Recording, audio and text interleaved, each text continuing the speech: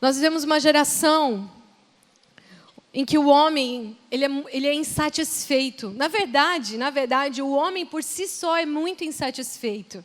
Nós nascemos insatisfeitos.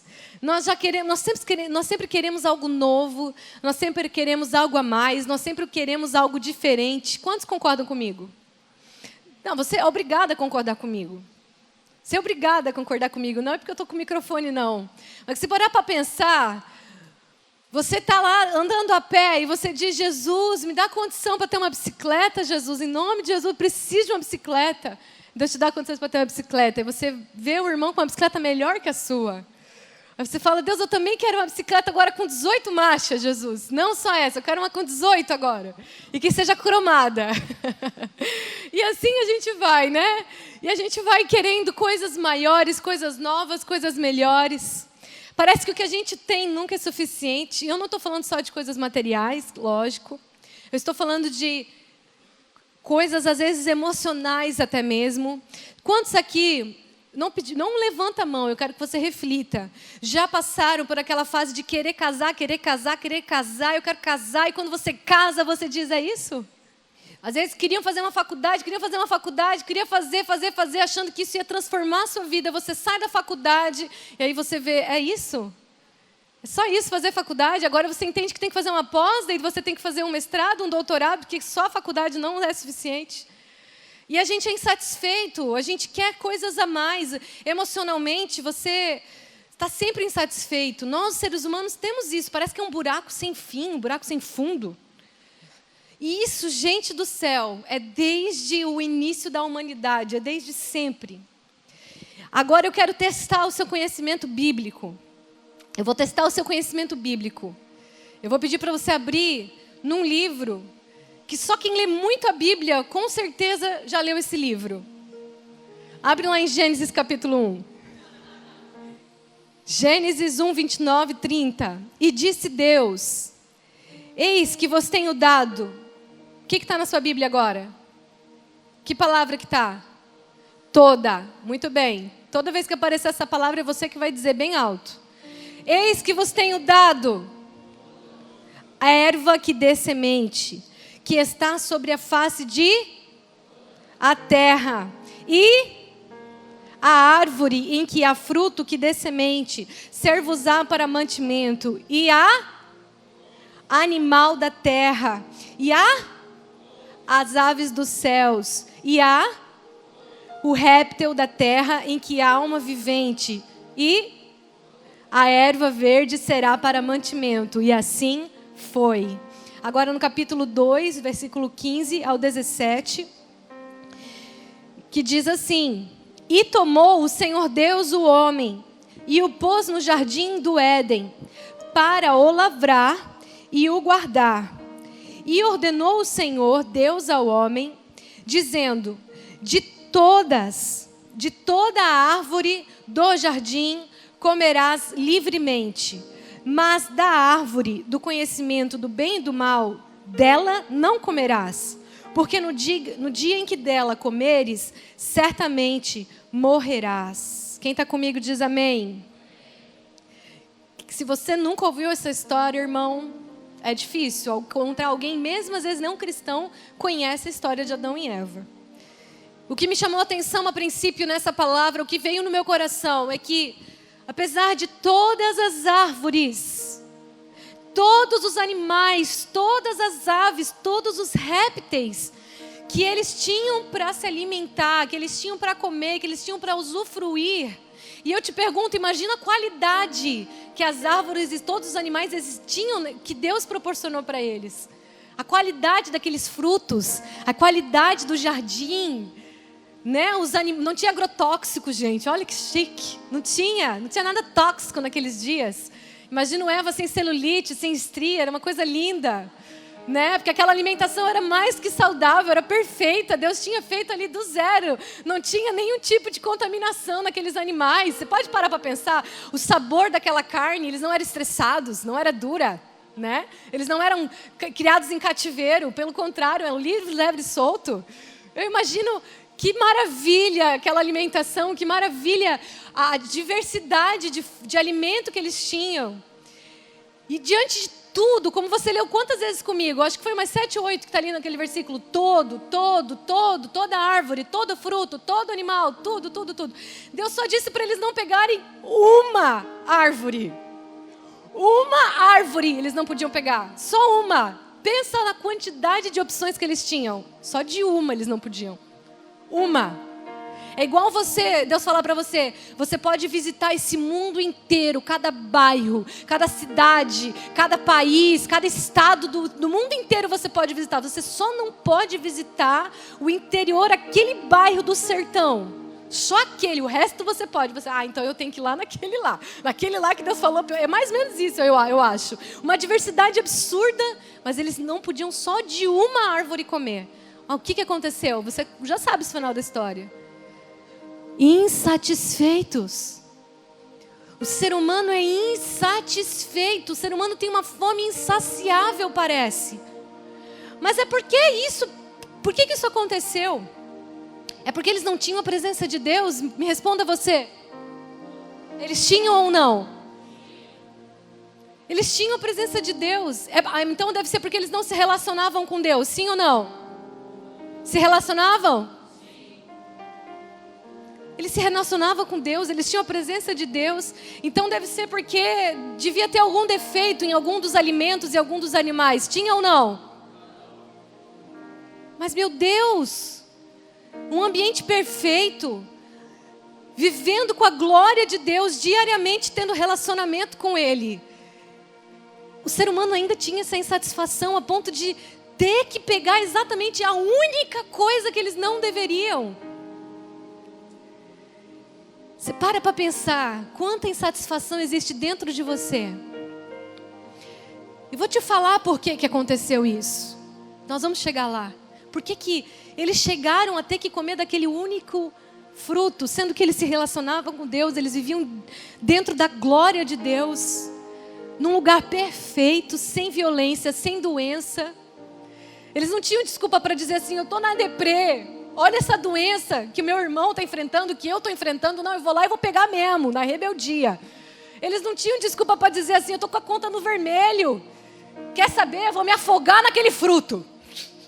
Vou me acabar naquele fruto. Que eu estou com a conta no vermelho. Eu vou fazer mesmo, né? Vou meter o pé na jaca. Deve ser uma jaca aquilo, né? Devia ser uma jaca o fruto. Porque, sei lá, eu sei, eu vou te falar por que isso aconteceu. Nós vamos chegar lá. Mas eu quero que você caminhe comigo nesse raciocínio. A sua insatisfação. A minha insatisfação. Da onde que vem tanta insatisfação, meu Deus? Porque que mesmo diante de tudo que Deus nos oferece, porque mesmo diante de tanta presença, que às vezes que nós temos acessibilidade, nós temos acesso ao trono de Deus, nós temos acesso ao coração de Deus, nós podemos nos relacionar com Ele todos os dias, nós temos acesso àquela presença gloriosa que nós sentimos no nosso interior, que nos lava, que nos cura, que nos restaura. E se você está aqui há mais de alguns meses, é porque você já sentiu essa presença. Ninguém fica num lugar por tanto tempo sem nunca ter sentido a presença de Deus daquele jeito que nos marca. Quem está comigo aí? Quem está comigo?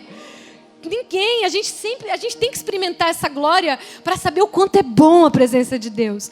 Mas apesar disso tudo, ainda existe uma insatisfação. Ainda existe algo que clama dentro de nós, que parece que não é suficiente. E aí, às vezes, a gente olha para o mundo. E aí, às vezes, a gente olha para coisas que nós não deveríamos olhar. Às vezes, a gente olha para pessoas como se elas estivessem melhor do que nós. E nós sabemos que, às vezes, que é tudo uma aparência, tudo uma ilusão, rede social. Ou mesmo pessoalmente, as pessoas se gabam, mas lá dentro da casa, você não sabe, às vezes, a briga que ela está passando, a depressão que ela está passando. E às vezes a gente olha para as pessoas e quer, às vezes, o que elas têm, como se nós não tivéssemos tudo o que nós já precisamos. Somos insatisfeitos. Existe algo que parece que não nos sacia. Parece que nada nos sacia. O primeiro ponto que eu quero destacar com você, dessa palavra. Se você está anotando, pode anotar, são 4 pontos. O primeiro diz assim: nós nem sempre queremos o que precisamos, mas o que achamos que deveríamos ter.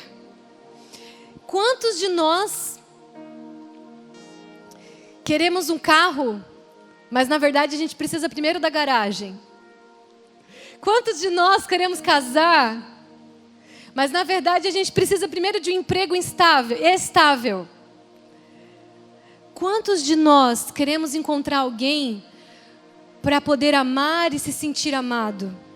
Enquanto que na verdade nós precisamos primeiro amar a nós mesmos. Ter amor próprio antes de querer amar outra pessoa.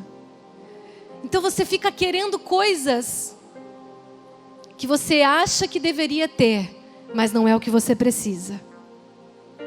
Tem gente aqui que está querendo namorar porque é insatisfeito, então ele pensa assim: eu preciso namorar, porque acha que isso vai te satisfazer, isso vai te preencher, mas nem sempre é isso que você precisa. Tem gente que quer casar, mas isso não quer dizer que você vai ser satisfeito depois do casamento, porque não é exatamente isso que você precisa. Você acha que deve ter isso, mas não é isso que você precisa.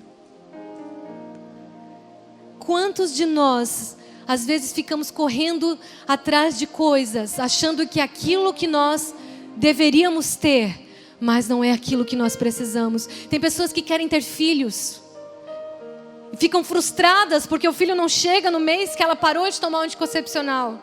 E no segundo mês também não. E passa 1 ano e o filho não chegou ainda. Passa 2 anos, o filho não chegou ainda. E ela fica sentindo, e o marido também fica sentindo, mas é isso que eu devia ter. O casamento está faltando agora um filho. Mas às vezes não é isso que ele precisa.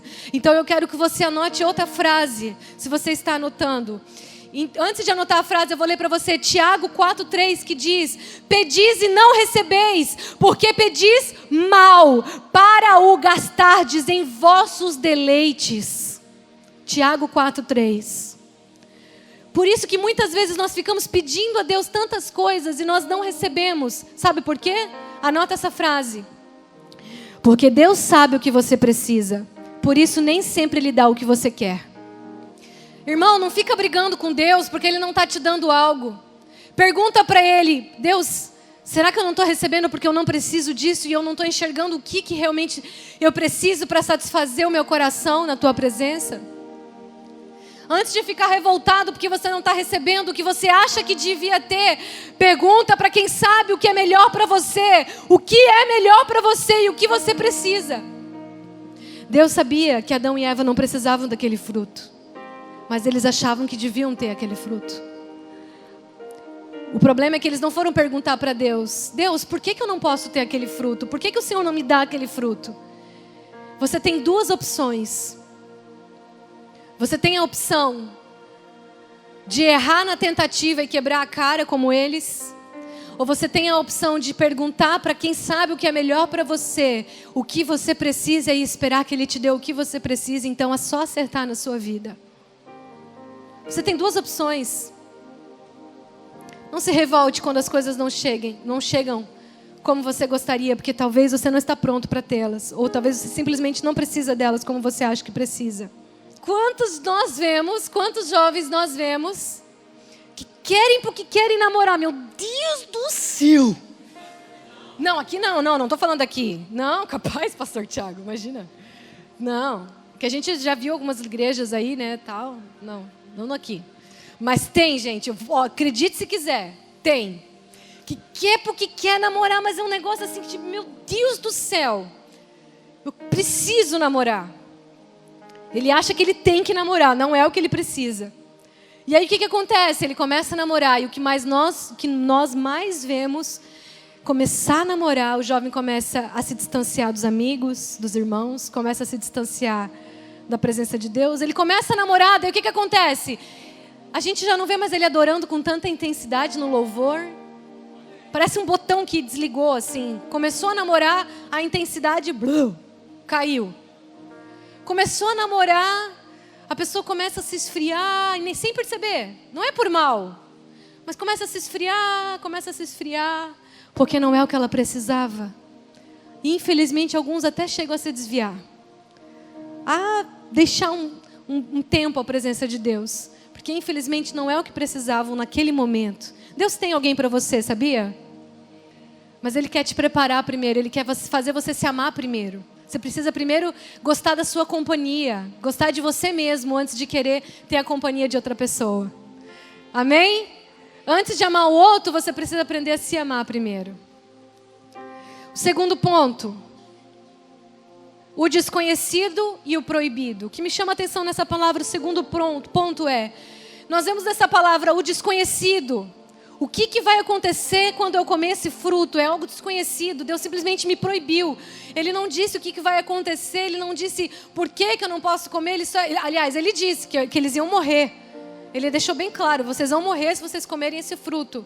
Então é algo desconhecido, algo que é morrer. Eles nem sabiam o que era morrer, eles eram eternos. Não, o que é morrer? Algo desconhecido. O desconhecido pode ser uma tentação maior do que você imagina. Por isso que muitas pessoas caem em adultério. O que eu quero dizer com isso? Eu estou dando um exemplo do desconhecido. A pessoa está lá, convivendo com o marido, convivendo com a esposa, dia após dia, um conhece o outro na intimidade, um conhece o outro na rotina. Mas existe alguém no trabalho, existe alguém na faculdade, na rua, que é interessante aos olhos, assim como aquele fruto era interessante aos olhos, era interessante à vista. Mas aquela pessoa, ela é desconhecida, ela parece muito interessante, ela parece muito boa, muito legal. Ela parece até melhor do que o seu marido, ela parece até melhor do que a sua esposa. Porque ela é desconhecida. Aquela única árvore, naquele momento, parecia melhor para Adão e Eva do que todas as outras diversidades de sementes que você leu, de animais. Por quê? Porque era desconhecido. Só porque era desconhecido. Um homem fora do casamento, uma mulher fora do casamento, por ser desconhecido. O que é desconhecido? O dia a dia daquela pessoa. Você não sabe como é que aquela pessoa reage diante de um problema. Você não sabe a reação de raiva que ela tem. Você não sabe a reação, às vezes, de depressão que ela tem. Você não sabe, às vezes, a fúria que ela tem dentro dela, mas ao exterior ela é muito interessante. E o adultério acontece porque o desconhecido pode ser uma tentação maior do que você imagina. Porque a pessoa, por não conhecer o dia a dia de como é que é aquela outra pessoa, ela pensa assim, esse homem é mais interessante do que o meu marido. Essa mulher é mais interessante do que a minha esposa. Só porque é desconhecido. Porque quando você passa a conviver com aquela pessoa, você vai ver que às vezes o problema do seu casamento estava em você e não na pessoa. Quando você vai, às vezes, aí acontece o adultério, acontece, a traição. Aí os amantes se juntam, passam a morar junto, mas não ficam muito tempo. Porque o problema não está no outro, está em você. Porque às vezes o seu marido ou a sua esposa tem uma certa reação que você não gosta, porque você provoca isso nele ou nela. E você vai provocar isso no outro também. O desconhecido é uma tentação maior do que nós imaginamos. Então fala para quem está do seu lado, cuidado com as coisas desconhecidas que estão te atraindo. E o proibido, eu falei duas palavras no segundo tópico, o desconhecido e o proibido. E o proibido é só uma frase, eu quero que você guarde essa frase. Não é de hoje que o proibido parece ser mais gostoso. Sim ou não? Não é de hoje que o proibido parece ser mais interessante. Não é de hoje que o proibido, às vezes, é mais difícil de dizer não. Mas eu vou te falar uma coisa. Não se engane, porque nada que é proibido é por acaso. Nada que é proibido o é por acaso. Fazer sexo do casamento é proibido pela palavra de Deus? Sim ou não? Por que não responde? É proibido, tá? Mas não é por acaso. Não é por acaso. Adão e Eva foram proibidos de comer aquela fruta. Eles não foram proibidos por acaso. Eles morreram espiritualmente. Tiveram que sair daquele ambiente de perfeição e de glória. Tiveram que se distanciar do seu Criador que os ama incondicionalmente. Tiveram que perder toda a possibilidade de usufruir de toda aquela diversidade por fazer algo proibido. Porque nada que é proibido o é por acaso. Diga isso para quem está do seu lado. Nada que é proibido o é por acaso. Tudo que é proibido, queridos, tem um motivo. Tudo que é proibido tem um porquê. Vai de você querer acreditar ou não. Tudo bem se você não quiser. Ninguém te condena por isso. Ninguém te condena, porque cada um presta conta da sua vida. Assim como Adão e Eva prestaram contas da sua vida. Eles tiveram que ter consequências porque decidiram enfrentar o risco daquilo que era proibido. Mas o que Deus está querendo dizer para você nesta noite é que Ele gostaria, que a intenção dEle, o desejo dEle, é que você não precise passar por nada desagradável, por ser atraído por aquilo que é proibido, por aquilo que você já sabe que não é o melhor para você. Então, quando você vê algo proibido, lembre daquela palavra: fuja da aparência do mal. É proibido? É mal. É proibido? Não é proibido por acaso. Então, eu não vou nem chegar perto. Eva chegou perto, viu, ficou olhando, ficou ali analisando. Fuja. Terceiro ponto. Um ambiente perfeito não garante que não erraremos. Agora preste atenção, da mesma forma, um ambiente problemático, uma casa problemática, uma família problemática, também não é garantia que você e eu não vamos dar certo. Você pode dar glória a Deus por isso? Porque eu não sei você, mas eu acredito que, assim como eu, nenhum lar é perfeito. Nenhuma casa é perfeita. Desde Adão e Eva, o pecado entrou no mundo, não existe nada perfeito mais. Eles viviam num ambiente perfeito, sem pecado, sem dor, sem doença, sem violência, sem problemas, mas não foi garantia de que eles não errariam. O que o Espírito Santo está dizendo para você? É uma decisão sua se vitimizar pela dor que você tem vivido, da história da sua família. Da onde você veio, é uma escolha sua se vitimizar pela situação negativa que você está vivendo. Ou você pode escolher olhar para o seu passado, olhar para a sua raiz e se fortalecer diante da dor que você já sofreu, diante da dificuldade que você já enfrentou e dizer assim: eu não vou errar como os meus pais, eu não vou cometer os mesmos problemas que eles já causaram. Eu vou fazer diferente. Eu vou me fortalecer nessa situação. Eu vou sair mais forte dessa doença. Eu vou sair mais forte desse desemprego. Eu vou aproveitar o meu momento de desemprego, o meu momento de não conseguir um trabalho, o meu momento de estar sempre na conta do vermelho. Eu vou parar, eu vou buscar de Deus. Eu vou dizer: Deus, o que Tu tem para minha carreira profissional? Agora eu estou fora do emprego. O Senhor quer que por acaso eu venha empreender alguma coisa?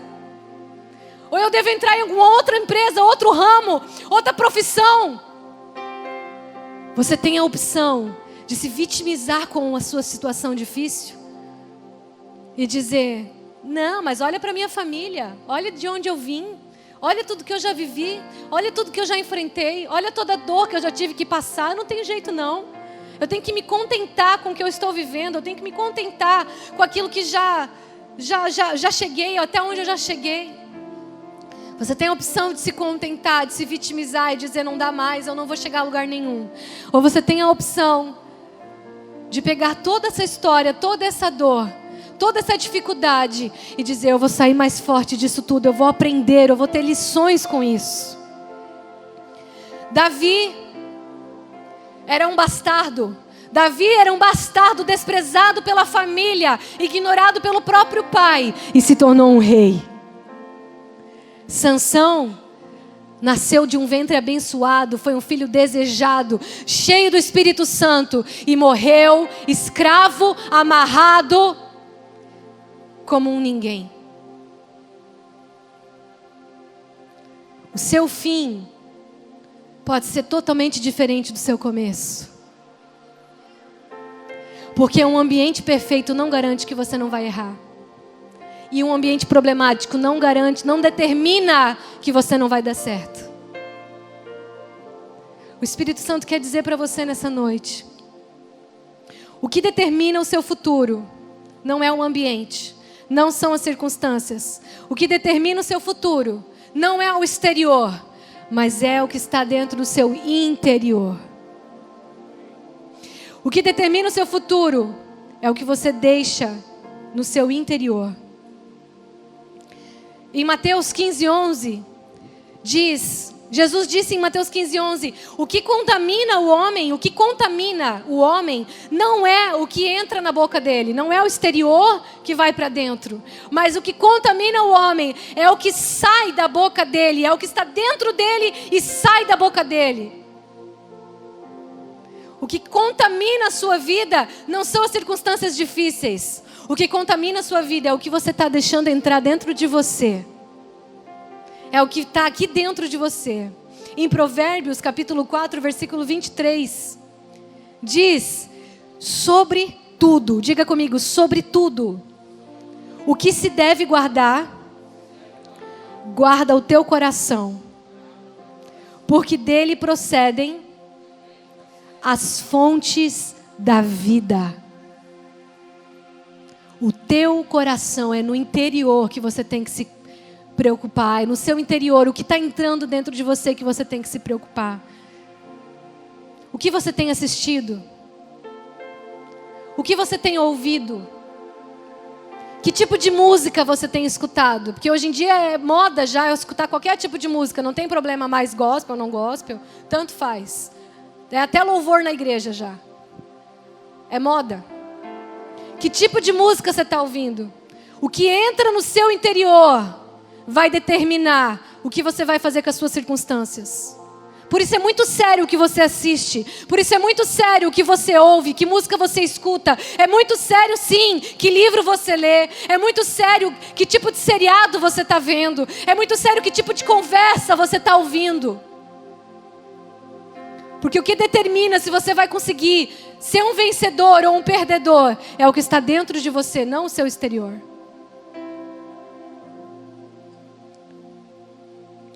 Para pensar comigo, quando uma pessoa quer emagrecer e ela não muda o interior dela aqui, ó, a cabeça dela. O meu tio já fez aquela cirurgia bariátrica. Quantos tem alguém conhecido que fez essa cirurgia bariátrica, de perto assim? Você sabe que eles não podem fazer essa cirurgia se eles não passarem por psicólogo antes da cirurgia, vocês sabem disso? Por quê? Porque eles precisam primeiro, mudar aqui, aqui dentro, e eles sabem disso. Todos nós sabemos disso, não é mesmo? A gente às vezes quer emagrecer, mas se a gente não mudar a nossa forma de ver a comida, a nossa forma de se relacionar com esse tipo de atividade que é o alimento, a gente vai engordar de novo. A gente vai emagrecer, mas vai engordar de novo. Vai passar fome uma semana. Depois, o resto do ano vai ficar mais gordinho, vai engordar de novo. Porque é aqui que é a situação. Quem quer emagrecer, mesmo que todo mundo peça rodízio na pizzaria, vai pedir salada. Quando alguém quer emagrecer, mas não muda a cabeça, todo mundo pode até pedir salada, mas ela vai chegar em casa e vai dar umas beliscadinhas lá no resto do almoço, num chocolatinho. Sim ou não? Quando a pessoa quer emagrecer, mas não muda aqui, não adianta nada. Então, é mais um exemplo que o seu interior... A gente estava pregando até agora sobre renovação da mente. Então não culpe a sua família, não culpe os seus pais, não culpe as circunstâncias difíceis que você está vivendo, não culpe a sua história. Use tudo isso a seu favor para te fortalecer. Ser diferente e não errar o que todo mundo já errou. E o último ponto. Quando Deus deixa de ser a sua fonte de prazer, os seus olhos vão começar a procurar o que pode ser essa fonte de prazer. Vou dizer de novo, o último ponto. Quando Deus deixa de ser a sua fonte de prazer, os seus olhos vão começar a buscar o que pode ser essa fonte de prazer. O que pode te satisfazer. Eu já preguei aqui uma vez e perguntei várias vezes, Deus é suficiente para você? Deus é suficiente para você? Eu pergunto de novo, Deus é suficiente para você? O que fez Adão e Eva num ambiente perfeito, dentro da glória de Deus, na sua perfeição, no relacionamento com Ele, ficarem insatisfeitos? O que fez Eva se tornar insatisfeita com tudo que ela tinha de mais perfeito? Inclusive que nós buscamos viver na eternidade. O que nós buscamos viver na eternidade? Um lugar sem dor, um lugar sem doença, um lugar sem violência, Um lugar onde eu possa ver Deus a face, um lugar onde eu possa me relacionar com Ele como quem fala com um amigo. Tudo que nós buscamos viver na eternidade, eles tinham, eles viviam. Como pode alguém se tornar insatisfeito diante dessa atmosfera? Como pode Deus deixar de ser a fonte de prazer de Adão e Eva? Como pode um Deus tão maravilhoso, tão irresistível, o seu amor, tão doce o seu amor, se deixar de ser a sua fonte de prazer? Como? Porque se eles deixaram, quem somos nós para não deixar? Porque a sua insatisfação, eu vou te dizer, é porque nós vivemos num ambiente imperfeito, que nós temos muito mais chances de deixar Deus, de fazer Deus deixar de ser a nossa fonte de prazer. Se eles conseguiram essa façanha, quanto mais eu e você. Por isso a sua insatisfação. Agora, como que eles conseguiram isso? Eu vou dizer como que eles conseguiram isso. Eu vou falar uma frase. Se você quiser anotar, ela diz assim: é o que você deixa alimentar o seu interior, que vai aumentar ou acabar com o seu prazer em estar na presença de Deus e fazer com que Ele deixe de ser suficiente para você. Como assim, pastora? Isso tem a ver com o que eu acabei de falar no outro tópico. O que você deixa entrar dentro de você vai fazer aumentar ou diminuir o seu desejo por Deus. Como que isso aconteceu com Eva? Num ambiente perfeito, como que isso aconteceu com Eva? Eva passou a ouvir uma amiguinha que ia visitar ela. Eva passou a dar ouvidos para um terceiro. Eva passou a prestar mais atenção no que alguém estava falando do que no que Deus disse. E o que aquela serpente estava dizendo para ela começou a entrar dentro dela dúvida, incredulidade, e começou a alimentar ela com os seus olhos querendo outra fonte de prazer. Quando Deus deixar de ser sua fonte de prazer, os seus olhos vão querer buscar outras fontes de prazer. E o pior é que hoje em dia, essa é a maior estratégia do diabo nos nossos dias. Vocês já devem ter visto muitas ilustrações, vídeos, em que as pessoas elas andam com o celular, mexendo no celular, e a vida está passando, as pessoas estão sofrendo ao seu redor, os problemas estão acontecendo e elas estão ali no celular, e elas estão fazendo selfie, e elas estão acessando vários sites, elas estão acessando as redes sociais, elas estão postando as fotos do que estão fazendo naquele momento. Elas estão se distraindo o tempo inteiro com a internet. Gente, vamos ser bem real. Quem não faz isso hoje? Seja bem realista. Quando você tem um tempo de sobra, um tempo de folga, qual é a primeira coisa que você faz? Você vai se distrair com alguma coisa. Rede social, televisão, filme. É pecado? Jamais. Não é pecado. É um problema? Depende. Pode ser um grande problema. Porque se aquilo ali está sendo o que está alimentando a sua alma, é aquilo ali que está fazendo você ficar frio, é aquilo ali que está fazendo Deus deixar de ser a sua fonte de prazer. Abra comigo em Êxodo 3,14, nós vamos encerrar. Diz assim: e disse Deus a Moisés: eu sou o que sou. E disse mais: assim dirás aos filhos de Israel: eu sou, me enviou a vós. Deus não disse para Moisés: fala para os filhos de Israel que eu era. Fala para os filhos de Israel que eu serei. Não. Ele disse: eu sou. Deus quer caminhar com você no presente. Deus é um Deus de presente. Ele pode estar na eternidade, mas Ele quer estar no seu presente. Deus não é um Deus que caminha no seu passado, que olha para o seu passado. Deus não é um Deus que quer caminhar com você por causa das promessas que Ele vai realizar no seu futuro. Deus não quer que você caminhe com Ele porque Ele vai fazer no seu futuro. Deus não quer que você caminhe com Ele pelo que Ele pode sarar do seu passado. Mas Deus quer que você caminhe com Ele dia após dia do seu presente. Eu sou o que sou. É presente. Deus está dizendo para você: eu quero caminhar com você e cuidar dos detalhes do seu presente, da sua vida no presente. Eu quero caminhar com você e cuidar dos seus momentos difíceis. Eu quero caminhar com você e participar dos seus momentos de alegria. Eu quero caminhar com você e sonhar junto com você o que você está vivendo hoje. Eu quero caminhar com você e te ajudar nas circunstâncias que você tem enfrentado. Agora, presente, eu sou o que sou. Eu sou o que você precisa. Eu sou a fonte de prazer que vai satisfazer o seu interior. Eu sou aquilo que vai satisfazer o que está faltando dentro de você. Não é uma história perfeita, não é uma família perfeita, não é circunstâncias a seu favor. É eu sou o que sou, eu sou o que você precisa.